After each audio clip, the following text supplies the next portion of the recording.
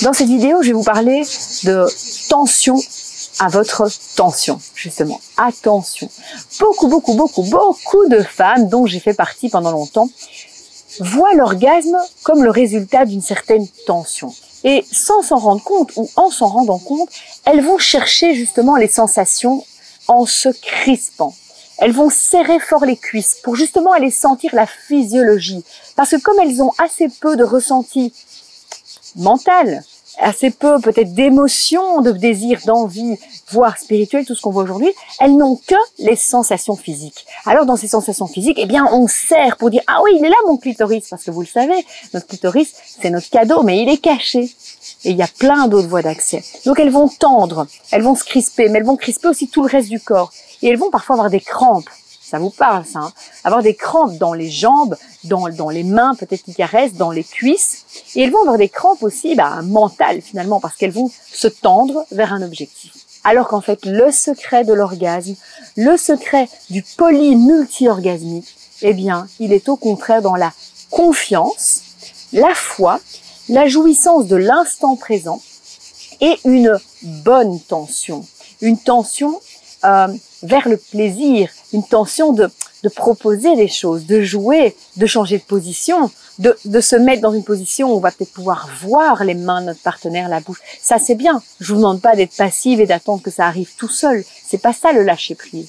Mais le lâcher prise, c'est pas de vouloir un résultat. C'est de prendre des initiatives, la bonne tension. Et puis, il y a des gestes qui sont des bonnes tensions.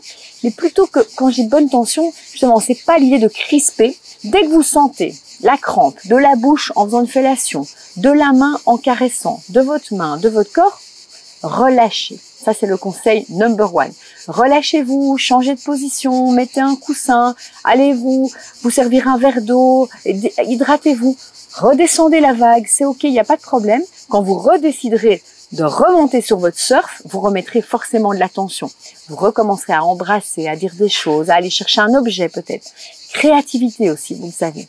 Donc, le bon mouvement, il n'est pas celui de la tension, il est celui de la volupté. On l'a déjà vu, revoyez peut-être cette vidéo de la volupté. Du mouvement de la bascule que je vais vous montrer tout de suite. Du mouvement de jouer, de plus tourner. Par exemple, ça c'est hyper intéressant parce que finalement, les hommes aussi font des erreurs en pensant bien faire.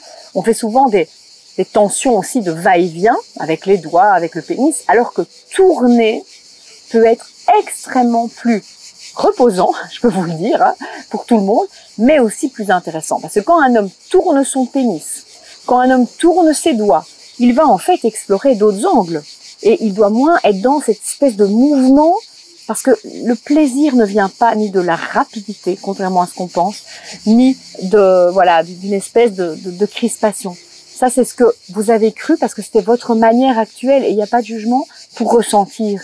Mais si vous ressentez par tout le reste des dimensions et par les différents angles, et vous allez voir dans l'exercice de l'ami de la fée sexy, que vous allez pouvoir dire « Ah bon, en fait, c'était là, c'était simple, c'était même peut-être plus rapide que vous ne pensiez la jouissance. » Mais oubliez la jouissance, concentrez-vous sur le moment présent, sur les sensations et sur une forme de détente agréable, jouissive, où vous vous sentez sexy lady.